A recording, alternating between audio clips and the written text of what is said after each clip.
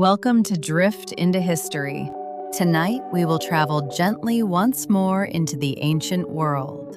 Past rivers, past gardens, past courtyards and warm stone paths, and into the quiet evening of ancient India. Imagine the last light of day resting over a city of courtyards, shaded trees, and temple walls. The air is still warm, but it is beginning to soften.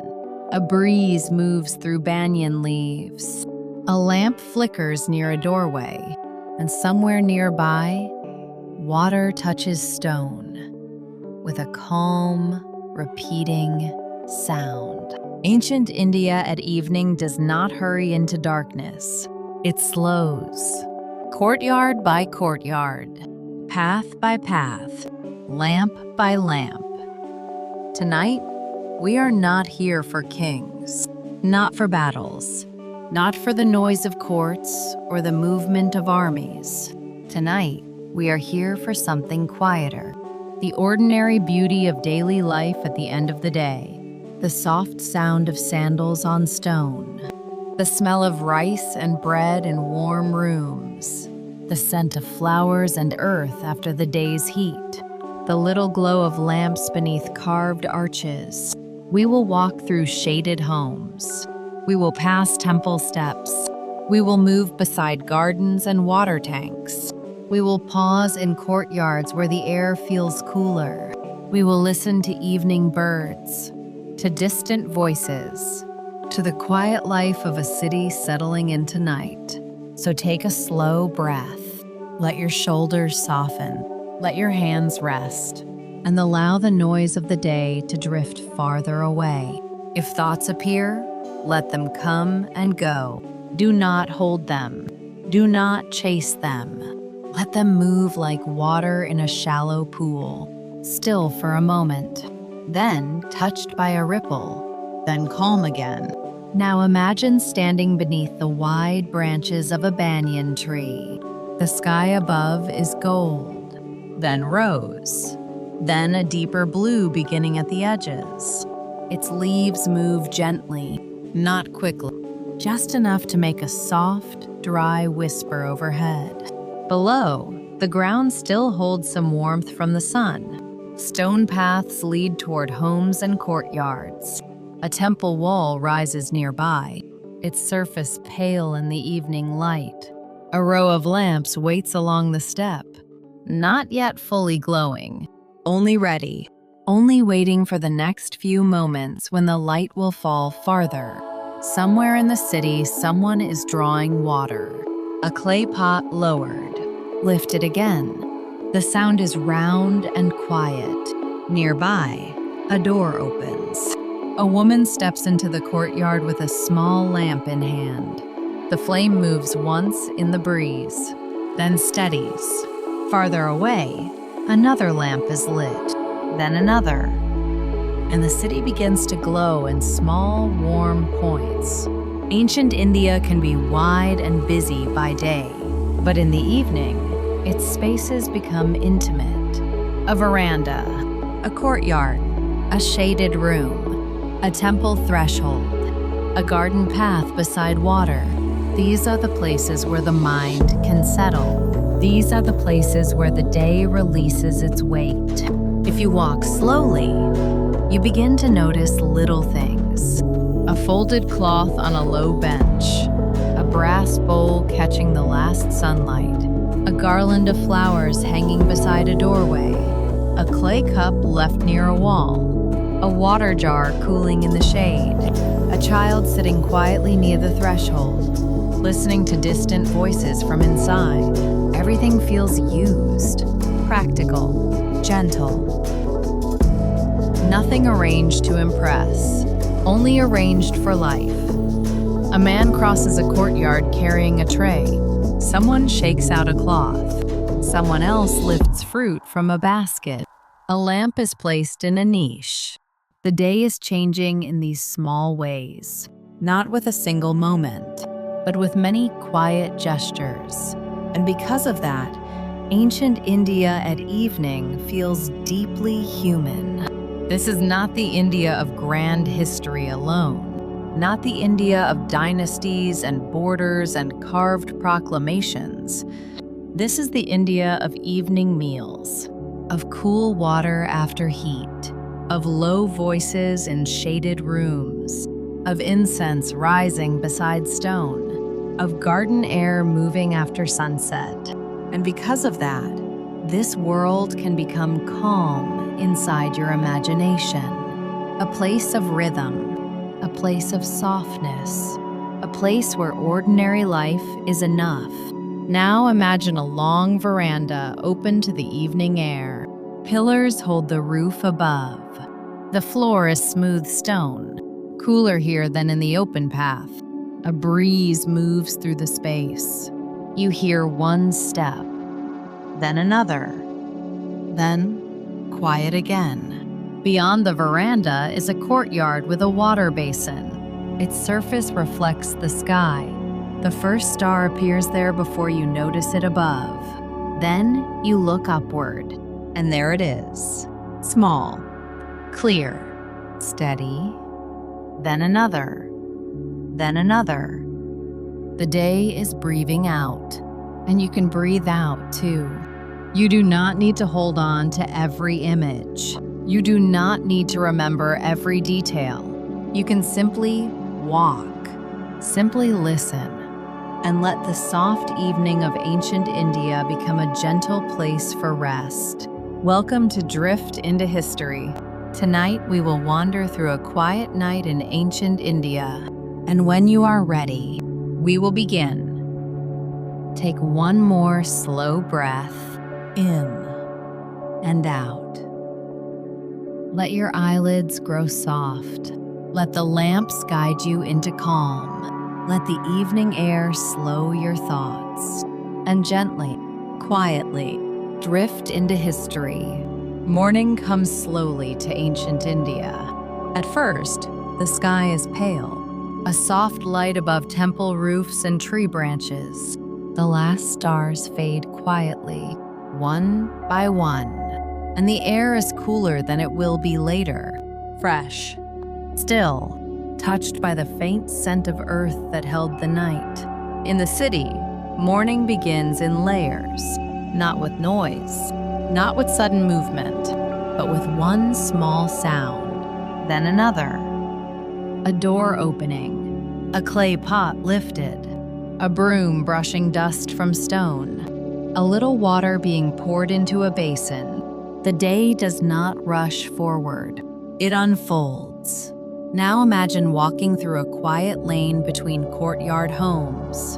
The ground beneath your feet is firm, a little dusty, but cool in the shaded parts. Walls rise on both sides. Pale stone, clay plaster, wooden doors still half closed against the early light. A garland hangs near one entrance, faded from the day before, still gentle in the morning air. Above you, branches stretch over part of the lane. A banyan tree casts soft, moving shadows. Its leaves stir once, then rest again. Somewhere nearby, a bird calls. Then another answers from farther away. The city is waking, but slowly. Now imagine reaching a small inner courtyard.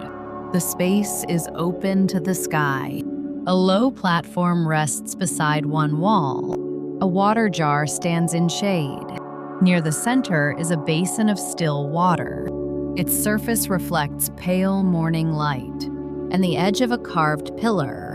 A woman enters with a small cup. She kneels, lifts water, then pours it into a clay bowl. The sound is clear, brief, then quiet again.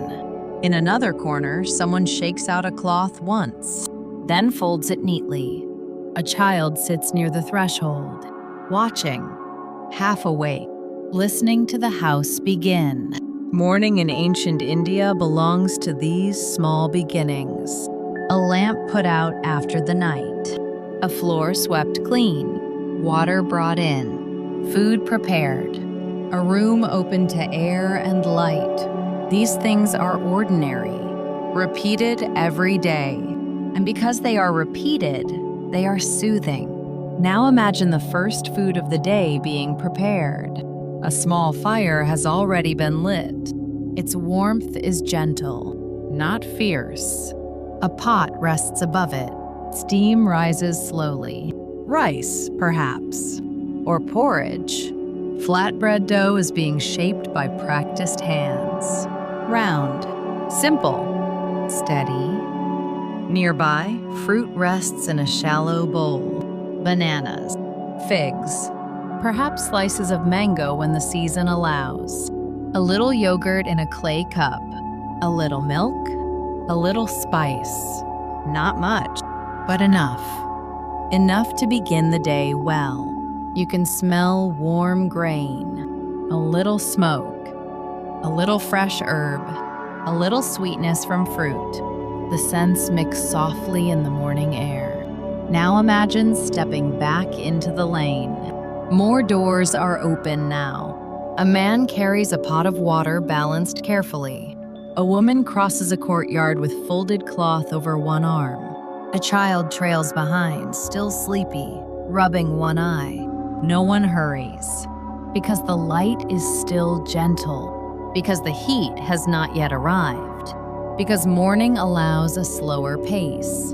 Ahead, the lane opens toward a temple courtyard, not crowded, not loud, only touched by early steps, stone underfoot, pillars rising into the light. A few lamps near the entrance now turned low or gone dark. A priest moves slowly beside the wall. Someone leaves flowers. Someone places a small bowl near a niche. A thin line of incense rises. Its scent is soft, dry, calm. Morning prayer here is not dramatic. It is quiet. A pause before the day grows larger. A breath, a gesture, a small offering. Then, life continues. Now imagine walking beside a water tank near the temple. The surface is still. A bird lands at the edge, drinks, then lifts away. Stone steps lead down toward the water. Their edges are worn smooth by many years of feet. A woman fills a pot, lifts it carefully, and turns back toward the city. The water tank holds more than water. It holds coolness, reflection, silence. A small piece of the sky close to the ground. If you remain there for a moment, you can hear the city more clearly. A distant cartwheel, a low voice, a bell somewhere far away, the soft call of birds from the tree line. Nothing is harsh. Nothing presses too hard against the ear. Everything remains measured. Now imagine climbing a few steps to a veranda overlooking the lane. From here you can see the city awakening more fully. Courtyard by courtyard, door by door, shade slowly giving way to light. A woman placing fruit in a bowl, a man smoothing a mat, a child carrying a small cup with both hands. The whole city seems to rise gently into motion, not as a single crowd, but as many quiet homes beginning the day together. This is one of the calmest hours in ancient India. Before the heat, before the busier movement of trade, before voices rise and sandals multiply in the lanes. An hour of water and sweeping, of bread and fruit, of birds and soft prayer. An hour when the city still feels half asleep. And because it is half asleep, you can drift through it more easily. Take a slow breath and let this Indian morning settle around you. The cool courtyard, the still basin, the temple steps, the scent of bread and incense, the sound of water lifted into clay, the first light touching walls and leaves. Nothing more is needed. Only this gentle beginning, only this quiet hour. As we continue, we will move farther into the city, into halls and shaded workspaces, into courtyards and morning labor, into the daily life that gives ancient India its peaceful rhythm. But for now, simply remain here, where the air is cool, where the water is still, and where the day has only just begun. Now the morning has fully arrived. The cool stillness of dawn has begun to soften. The light is warmer now, and the city of ancient India begins to move with a steady rhythm. Imagine leaving the temple steps behind. You walk into a lane lined with walls of clay plaster and pale stone. Wooden doors stand open now. Curtains stir in the air. A little dust lifts beneath passing sandals, then settles again. The lane is not crowded, but it is no longer empty. A woman carries a pot balanced against her side. A child follows with both hands around a small bowl. A man passes with folded cloth over one arm. Everything moves at a human pace, measured, quiet, and easy to follow. Now imagine stepping through an open doorway into a larger courtyard. The space is bright in one half, shaded in the other. A banyan branch reaches above one wall. Its leaves make soft, shifting shadows on the ground. Near the center of the courtyard stands a low platform. A woven mat lies beside it. A brass pot catches the morning light, and a clay basin holds a little water still cool from the night. Here, work has already begun, but even work feels gentle in this hour. A woman folds linen carefully, corner to corner, then again. A young boy carries a cup from one side of the courtyard to the other, trying not to spill. An older man sits near the wall, sorting herbs into small bundles, leaf by leaf, stem by stem. Nothing is hurried, because morning in ancient India unfolds in order, one task after another, each belonging to its hour. Now imagine stepping into a shaded workspace beside the courtyard. The room is open to the air on one side, cooler than the lane outside. Light enters across the floor in narrow bands. On one side, a craftsperson sits with wood and simple tools. A small box, perhaps, or a handle for a household object. The blade moves in short, careful strokes. A soft scraping sound, then a pause, then another.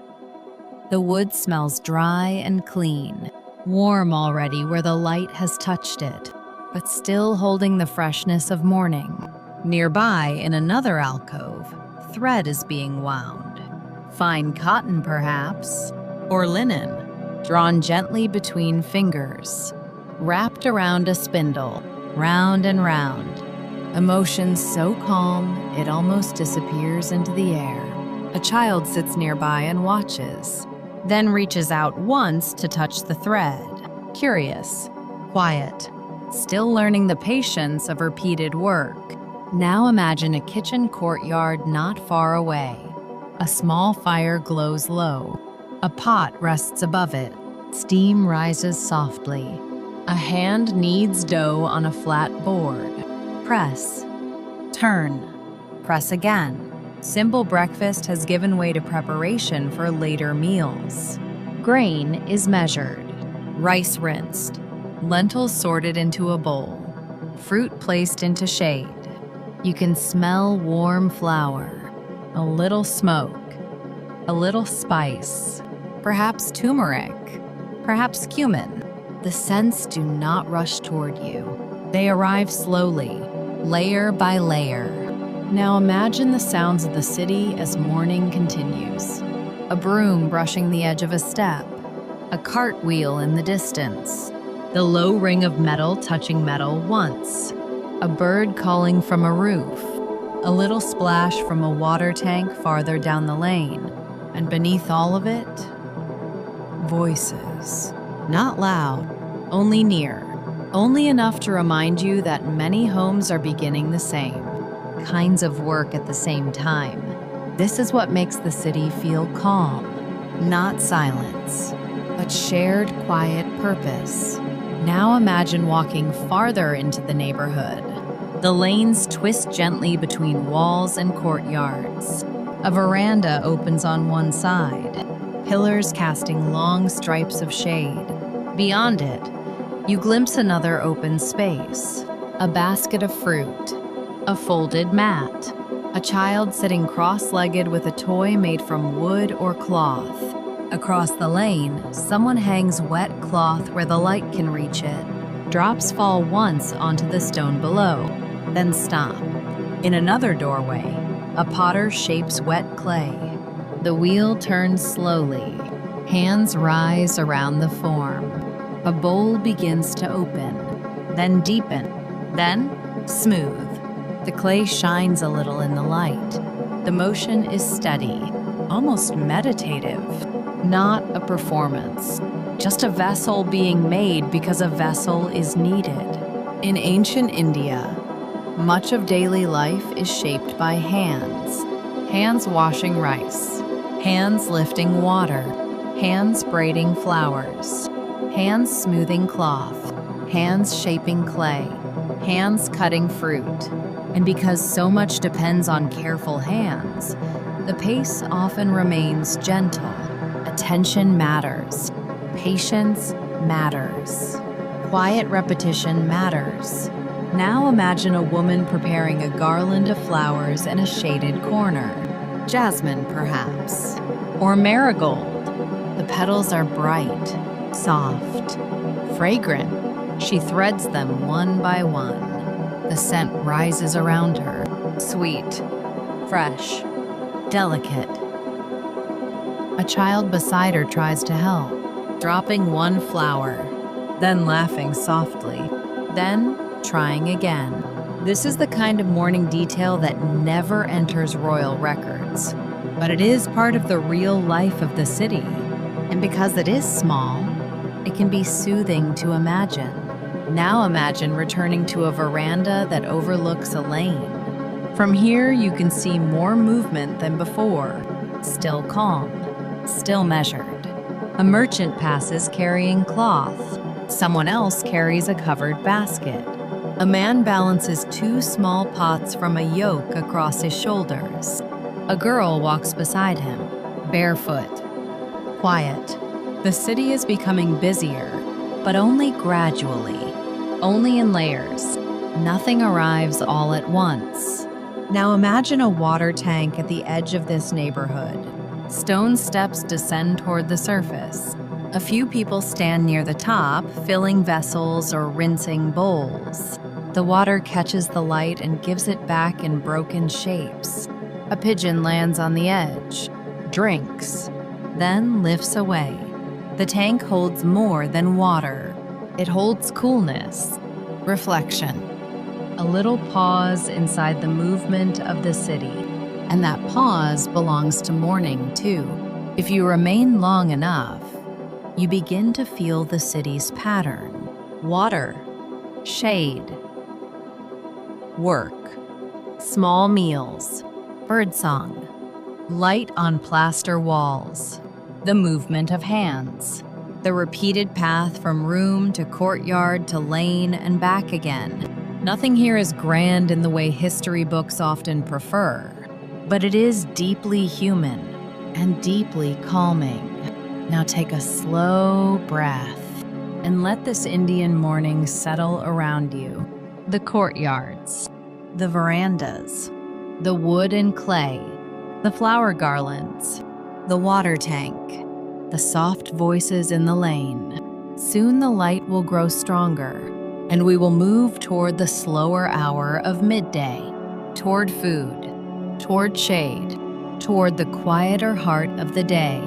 But for now, simply walk, slowly, peacefully, through the gentle work of morning in ancient India. Now the morning begins to lean toward midday. The light grows stronger. The stone paths hold more warmth, and the city begins to soften into a quieter rhythm. Work does not stop, but it changes. People move inward, toward shade, toward verandas, toward inner courtyards cooled by walls and water. Imagine leaving the brighter lane behind. You step through a doorway and into a courtyard where the air feels calmer at once. Sunlight still reaches one side of the floor, but most of the space rests in shade. A basin of water stands near the wall. A clay jar cools beside it. A low table has been set near the dimmer side of the courtyard. On it is a bowl of rice, a little fruit, a dish of herbs, a small cup. Nothing elaborate, nothing meant to impress. Only the meal of the day. Simple, enough, and peaceful. A woman lifts a lid from a clay pot. Steam rises softly. The scent is warm and mild. Rice, perhaps lentils, perhaps vegetables cooked gently with spice. Not a sharp smell, not a heavy one. Only warm food prepared for the middle of the day. A child sits beside the table, watching, then reaching for a slice of fruit. An older person leans against the wall where the shade is deepest, eyes half closed, resting, not sleeping, only letting the brightest hour pass more gently. Midday in ancient India invites quiet. The strongest light asks the body to slow. The heat asks people to move with care, and the house seems to know this already. The open courtyard lets air circulate. The shaded veranda offers a place to sit. The water in the jar stays cool because it has been placed wisely. Everything is arranged to work with the day, not against it. Now imagine the meal more closely. Rice in a shallow bowl, perhaps a little flatbread, perhaps lentils, perhaps curd or yogurt, a few slices of mango when the season is kind, or banana, or fig. A little herb for freshness, a little spice still lingering in the warm air. Water is poured into a cup. The sound is clean and brief. The cup is lifted, passed, set down again. These are the sounds of midday. The soft touch of clay on stone, the quiet movement of cloth, the little pause between one bite and the next. Nothing hurried, nothing loud, only a calm meal in the heart of the day. Now imagine stepping into the room beside the courtyard. The light is dimmer there, the air cooler. A woven mat lies on the floor. A folded cloth rests near the wall. A brass bowl sits in one corner, a small wooden chest in another. Very little is needed here, and that little feels enough. This is where someone may rest for a while, where a child may lie down, where thread may be wound slowly between fingers, where an older person may sit in quiet, listening to faint sounds beyond the wall. Outside the room, the courtyard remains still. A leaf moves in the light. A shadow shifts slightly across the floor. A bird lands once on the edge of the roof, then is gone. The city can still be heard beyond the house, but only faintly. A cart somewhere farther away. A voice calling once. The distant sound of a pot being set down. Then stillness again. The walls soften, all of it. They turn the city into a quiet background, present, but never demanding. Now imagine another courtyard nearby. This one has a small tree at one side.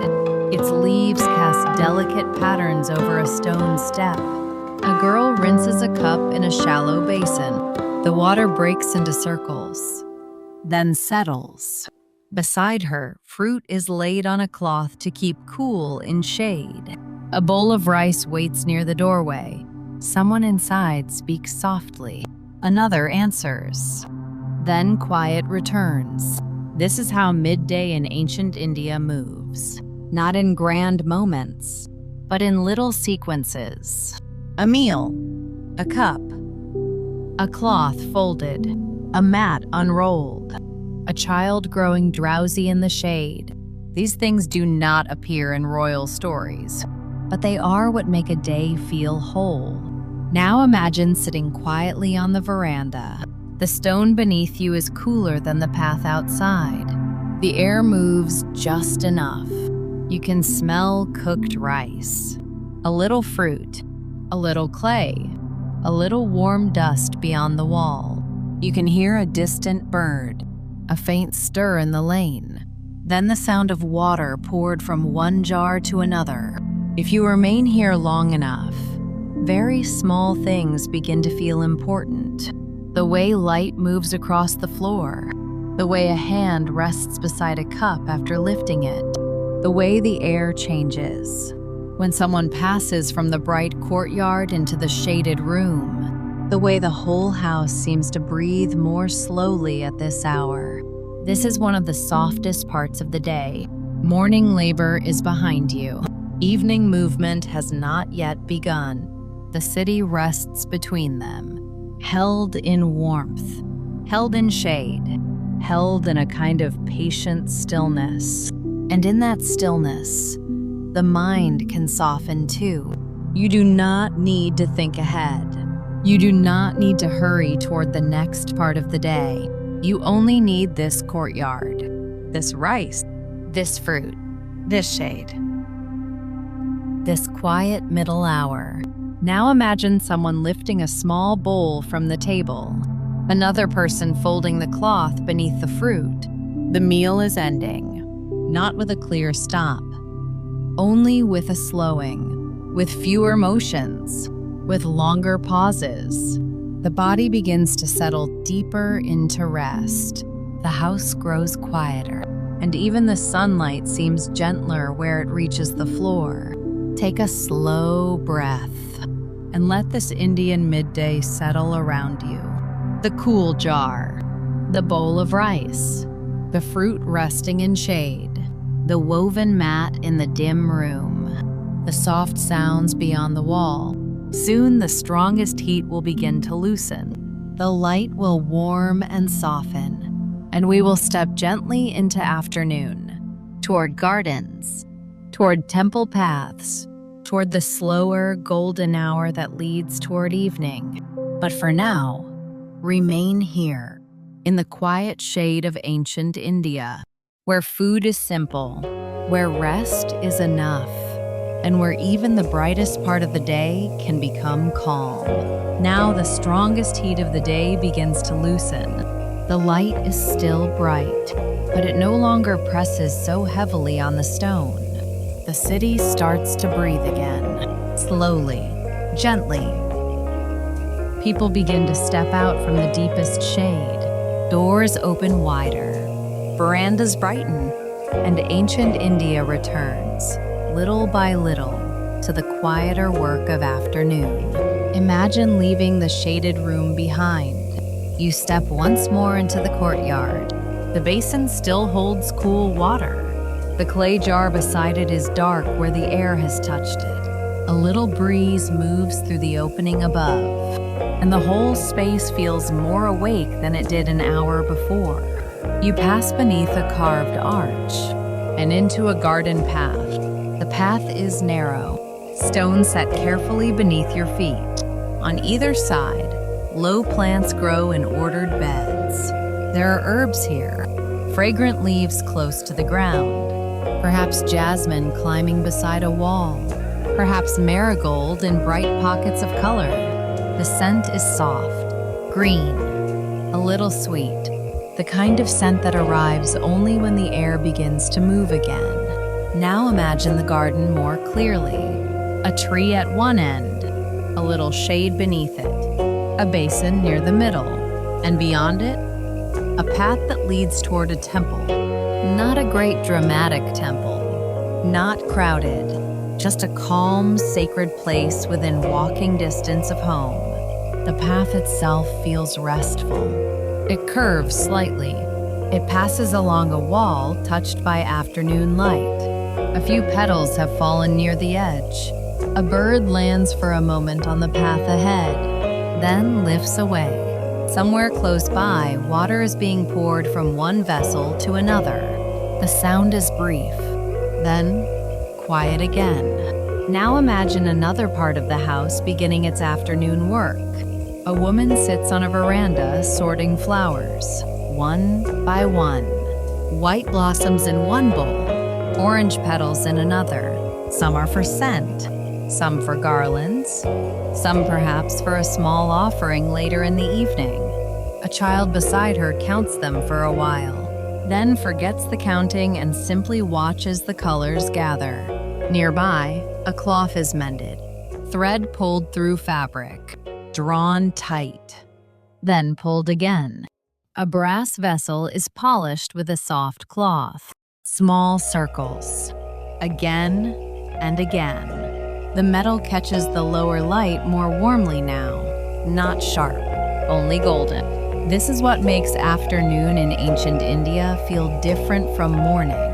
The work returns, but in a gentler form. No rush, no sharp energy, just continuation. Quiet usefulness. The day going on without demanding too much. Now imagine stepping onto a path that leads toward a temple courtyard. The closer you get, the cooler the shade feels. Stone holds less heat here. A wall rises on one side. Leaves move above it. At the entrance, a small bell hangs. Perhaps it moves once in the breeze. A tiny sound. Then, silence again. Inside the temple courtyard, the air is calmer. A little incense lingers from earlier.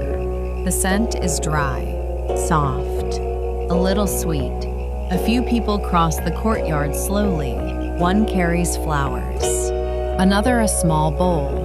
Someone pauses at a shrine niche, places a little offering down, then steps away. No one moves dramatically. No one speaks loudly. The quiet of the place shapes everyone inside it. Now imagine standing near a pillar. The stone is pale in the afternoon light. A shadow falls long across the floor. A small oil lamp from the earlier part of the day has gone low. Not yet relit, only waiting. A priest crosses the courtyard with measured steps.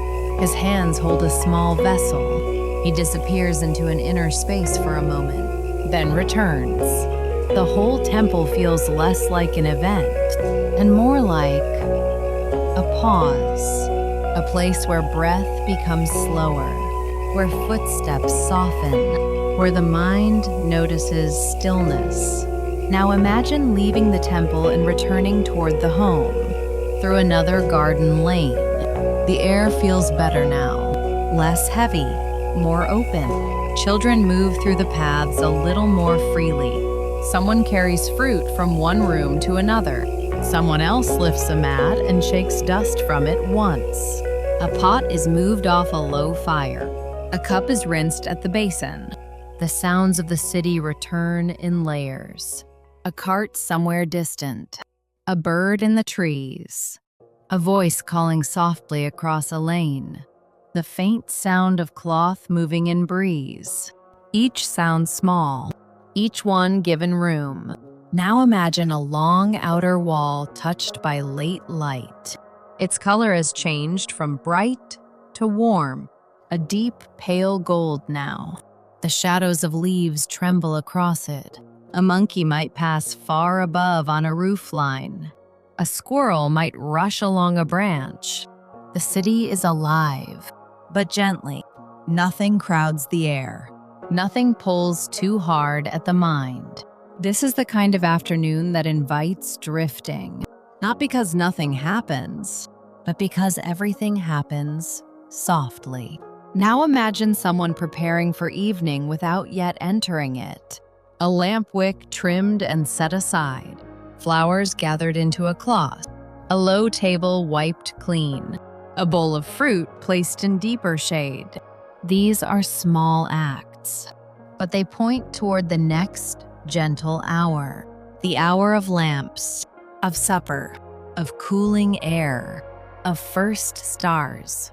And because the day moves in this slow order, it feels trustworthy. The body understands it. The mind relaxes inside it. Now take a slow breath and let this Indian afternoon settle around you. The garden path, the temple shade, the flowers in bowls, the brass vessel catching warm light, the soft bell in the breeze, the quiet work returning after rest. Soon the light will turn more golden, the walls will grow softer in color, and evening will begin to gather through the city. But for now, remain here, in the gentle return of afternoon, where the paths are calm, where the temple waits in shade, and where ancient India moves quietly toward the evening. Now the afternoon begins to lean gently toward evening. The brightest light has passed, the air is softer, and the whole city seems to loosen a little. Imagine remaining for one more moment on the temple path. The stone beneath your feet is still warm, but no longer hot. The leaves above you move more often now. A breeze has returned, not strong, only enough to touch the skin, enough to stir the hanging cloths near a doorway, enough to carry the faint scent of flowers and stone through the lane. The light is changing everywhere. Walls that looked pale in midday now glow with warmer tones. Courtyard floors turn golden. Pillars hold long, soft shadows, and the city begins its slow movement toward evening. This is one of the gentlest transitions of the day, not a sudden change, only a soft turning, a quiet preparation. Imagine stepping through the temple entrance again. The courtyard inside is calmer than the lane. A basin near one side reflects the sky, only a little now, because the sky itself is deepening. The water holds gold, then pale blue, then the first deeper color of dusk. A priest crosses the courtyard with measured steps. His hands hold a small lamp, not yet bright, only newly lit. The flame trembles once, then steadies. A line of incense rises from a shallow bowl. Its scent is soft, dry, a little sweet. The air inside the temple seems cooler than the air outside. And because it is cooler, every movement feels slower, more deliberate. A woman enters quietly. She places flowers near a shrine, a small bowl beside them, then bows her head for a moment. No one rushes her. No one speaks loudly. The evening itself asks for quiet. Now imagine another lamp being lit near a wall niche, then another beside a step. The temple does not become bright, only gently visible. Enough for faces, enough for stone, enough for the sacred space to feel warm rather than dark. This is how evening begins in ancient India, not with noise, but with small flames, with incense, with footsteps that become softer without anyone asking. Now imagine leaving the temple and turning back toward the neighborhood. The lane outside is dimmer than before. The sun is lower now. Its light reaches only the upper walls. The lower path rests in shade. A woman gathers flowers into a cloth bundle. A man lifts a water pot from the edge of a basin. A child carries a low stool toward an inner room. These small acts all seem to point in the same direction, toward evening, toward home, toward rest. If you walk slowly, you notice how many things are being prepared. A lamp wick trimmed with careful fingers. A mat shaken once and placed near a wall. A bowl of fruit moved inward from the courtyard. A cloth lifted from a line before night dampness can touch it. The city seems to know what comes next. And every house responds in its own gentle way. Now imagine stepping into a long veranda open to the evening air. Pillars hold the roof above. The floor is cool stone. A breeze moves through the space in a slow breath. At one end, someone folds cloth. At the other, a low table is being cleared. In the middle, A small brass lamp waits beside a bowl of oil. The light here is beautiful, not because it is dramatic, but because it softens everything. Edges become gentler, surfaces become warmer. The whole house seems to exhale. From this veranda, you can see into a courtyard. A tree stands in one corner, its leaves almost still. A basin near the center catches the last warm light. A child pauses beside it and touches the surface with one finger. Ripples widen. The reflection breaks, then settles again. Everything in this hour feels like that. A soft breaking, then a soft settling. A day coming apart gently, then becoming whole again in a quieter shape. Now imagine a house farther down the lane. There too, the first lamps are being prepared. A niche in the wall, a small clay lamp, a little oil, a flame that flickers once, then holds steady. Next door, someone opens a wooden chest and takes out folded evening cloth. Across the lane, someone sweeps the threshold one final time. Back and forth, then sets the broom aside. The work of afternoon is fading.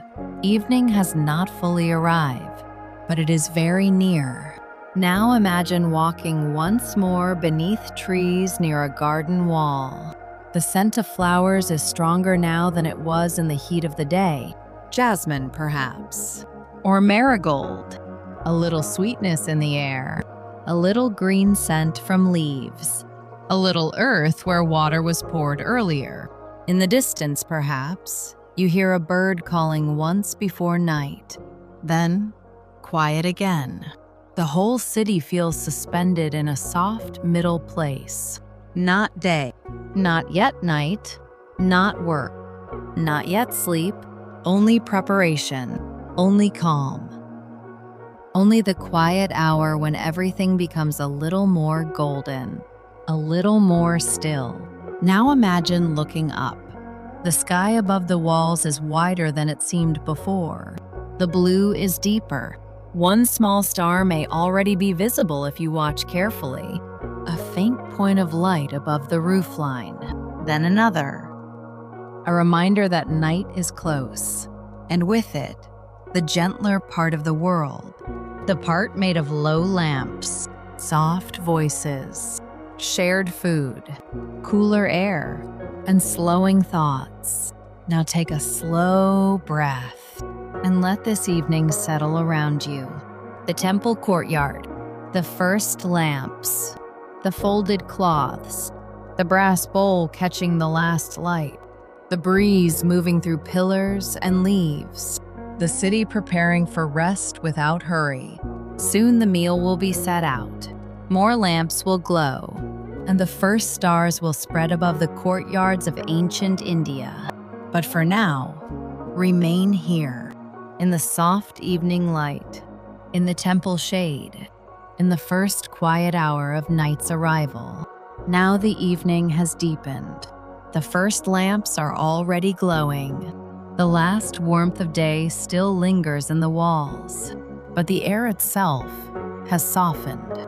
Imagine stepping from the temple path back into the house. The veranda is dim now, not dark, only touched by the warm, low light of clay lamps.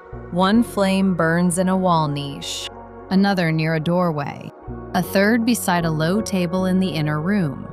Each light is small, but together they change the whole space.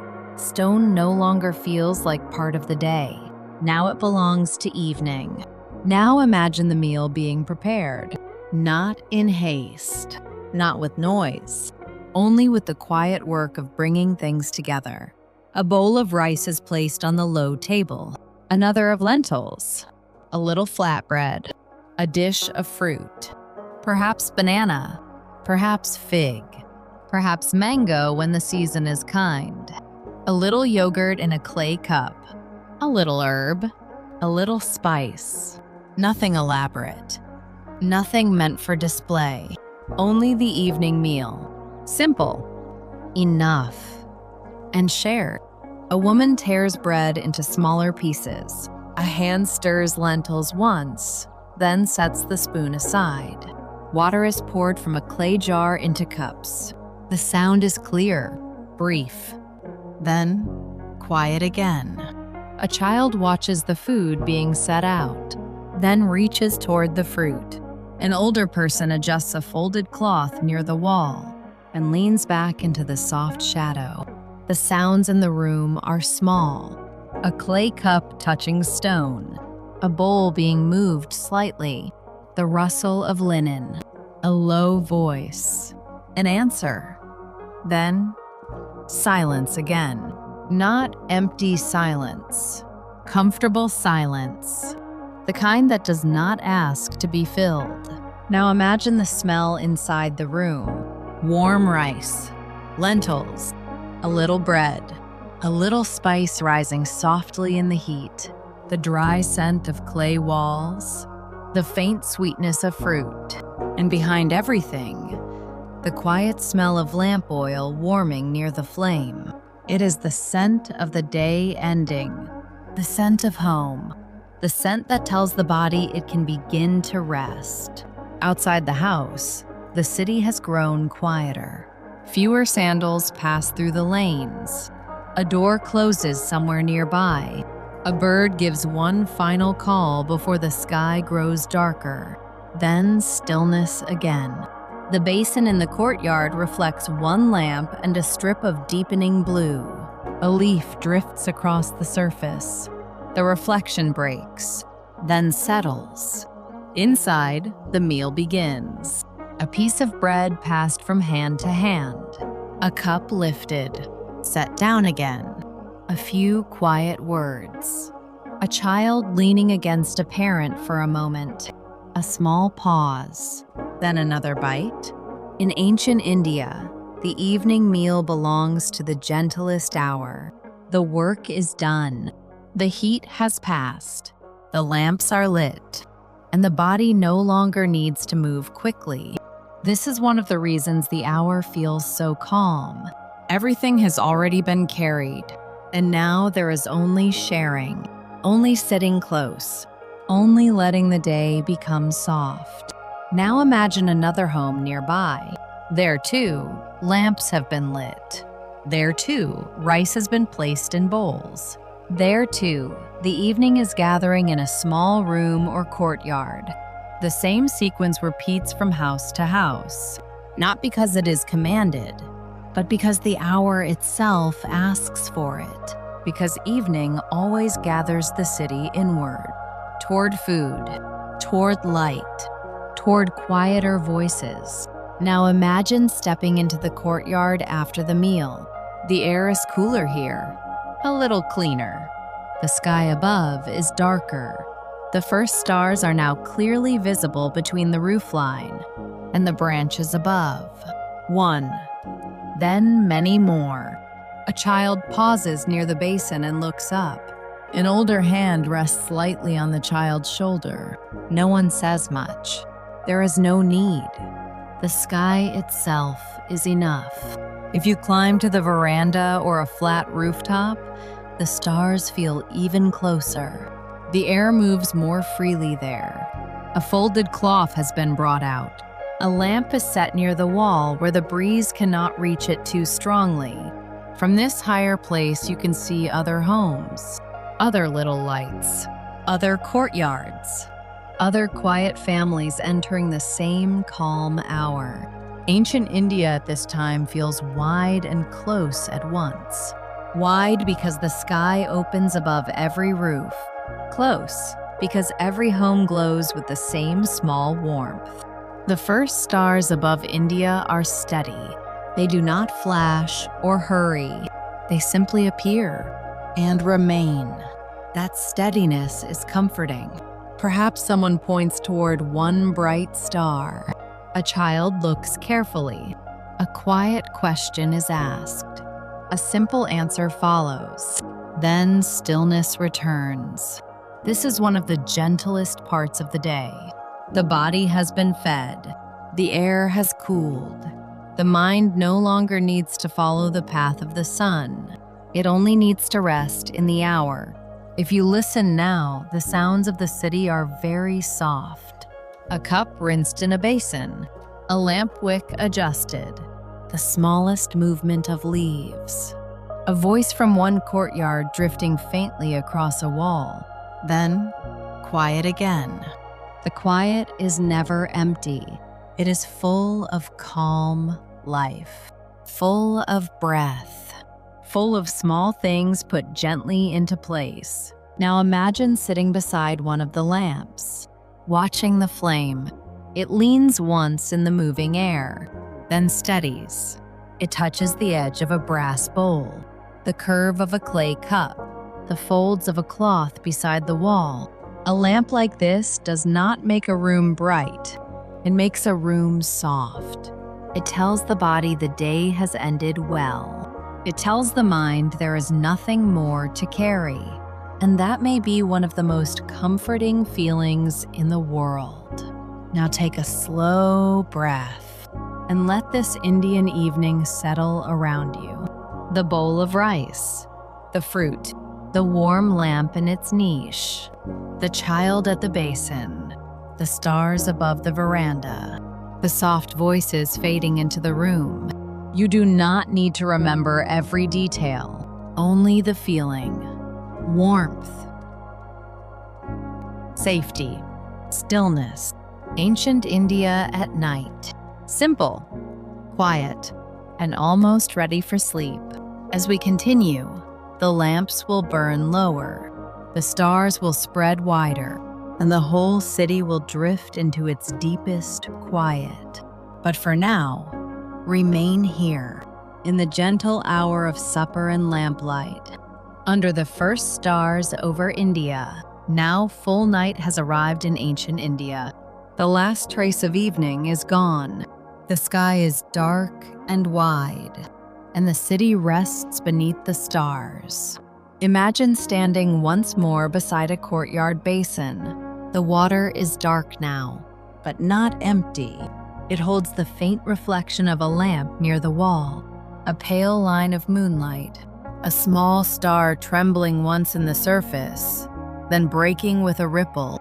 The night air has grown cooler, soft, clean, and gentle on the skin. A breeze moves through the leaves above the courtyard. It touches the hanging cloth near the doorway. It moves across the water. Then quiet returns. The city beyond the walls has grown very still. A few lamps remain lit, small, low, warm against stone and clay. But most rooms have grown dim. Most voices have faded. The day is complete. The rice has been shared. The cups have been rinsed. The cloths have been folded. The basins have gone still. And ancient India is at rest. Now imagine walking slowly through one final courtyard. The stone beneath your feet is cool. The walls beside you hold only the faint memory of the day's warmth. A lamp glows in a niche. Its flame is tiny, steady, enough to touch the wall with gold, enough to soften the shadow of a pillar, enough to make the whole space feel safe. A woven mat rests near a low step. A clay jar stands in the corner. A folded cloth lies beside the doorway. Everything is simple. Everything is ready for sleep. Inside one room, a child is already asleep, curled beneath a light covering, breathing softly. A cup rests empty near the wall. A lamp has been turned low. In another room, someone lies quietly, listening to the night air move through the veranda. No one needs to speak now. The house understands the hour. The night understands the house. If you listen carefully, ancient India has its own sounds after dark. A leaf moving in the breeze, the faintest drip of water from a vessel, a distant sound from another courtyard. Then, silence. Then the breeze again. Not silence that feels empty, silence that feels full.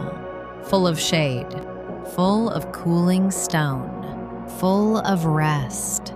Now imagine climbing to a veranda or rooftop one final time. A folded cloth is placed beneath you. The air is better here, cooler, softer. The stars are clearer. Above the city, the sky opens wide. The courtyards below are only shapes now. Dark walls, still basins, tree shadows, and somewhere beneath it all, the city is breathing slowly. Now take a slow breath and imagine that you are here too, above the courtyard, above the quiet house, in the cool Indian night. Nothing is required of you now. Nothing needs to be solved. Nothing must be carried any farther. The day has ended. The work has ended. The evening has ended. And now there is only night. If a thought appears, let it pass, like a ripple across the basin, seen for a moment, then gone. If a memory comes, let it drift away, like lamp smoke rising once into darkness, then disappearing. Return instead to simple things: the coolness of the air, the softness of cloth, the faint scent of flowers and water, the whisper of leaves, the calm weight of your body beginning to rest. In ancient India, night returned again and again. After every temple visit, after every meal in the courtyard, after every afternoon of warm stone and shade, after every lamp lit at the edge of evening, night returned, and with it, this same stillness, this same gentle cooling of walls and air, this same chance to let go. Now imagine one final lamp. Its flame is very small. It flickers once, then steadies, then lowers. Its light touches a brass bowl, the rim of a clay cup, the folded edge of a cloth. All simple things, all ordinary things. And because they are ordinary, they are comforting. Now you can repeat a simple thought if it helps. The night is calm. The air is calm. I am calm. The night is calm. The air is calm. I am calm. Let the words soften each time until they are no longer words, only a feeling, a quiet heaviness, a peaceful stillness, a gentle drifting. Now take one more slow breath in and out, and let ancient India fade softly into the distance. The courtyards, the temple paths, the warm walls, the veranda lamps, the shaded gardens, the still basin, the stars above the city. All of it can grow quiet now. All of it can become still, and you can drift peacefully into sleep. Thank you for joining this quiet journey. Thank you for drifting into history. Good night, and sleep well.